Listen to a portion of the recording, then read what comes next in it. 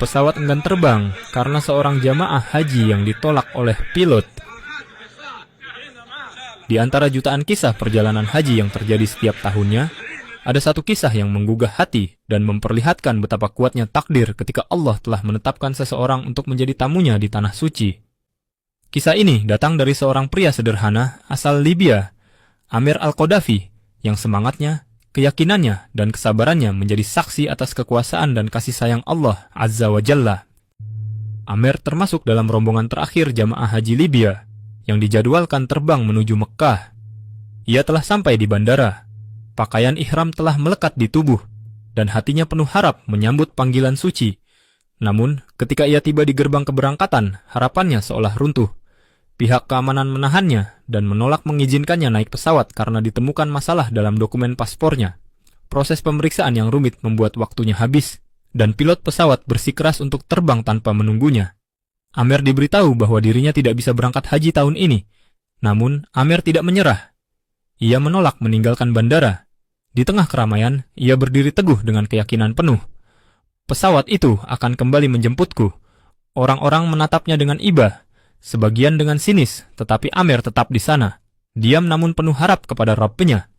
Lalu, tak berselang lama, kabar mengejutkan terdengar dari menara kontrol. Pesawat yang telah lepas landas mengalami gangguan teknis pada mesin dan harus kembali ke bandara. Keajaiban pertama terjadi, namun pilot masih belum mengizinkan siapapun naik atau turun. Pesawat diperbaiki dan kembali mencoba lepas landas. Tapi, langit rupanya belum selesai menunjukkan kuasanya. Dalam hitungan menit, pesawat yang sama kembali mendarat untuk kedua kalinya.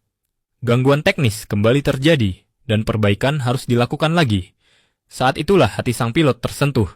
Ia mengambil keputusan yang mengejutkan semua pihak. Pesawat ini tidak akan terbang lagi kecuali Amir ikut di dalamnya, ucapnya. Amir yang sejak awal memilih bersabar dan yakin kepada kehendak Allah, akhirnya dipersilakan naik ke dalam pesawat. Ia pun terbang menuju Baitullah, tempat yang telah ia idam-idamkan, tempat di mana takdirnya memang telah ditulis oleh Yang Maha Kuasa. Kisah ini bukan hanya tentang perjalanan fisik menuju Mekkah. Ini adalah kisah tentang keyakinan, kesabaran, dan kekuatan doa.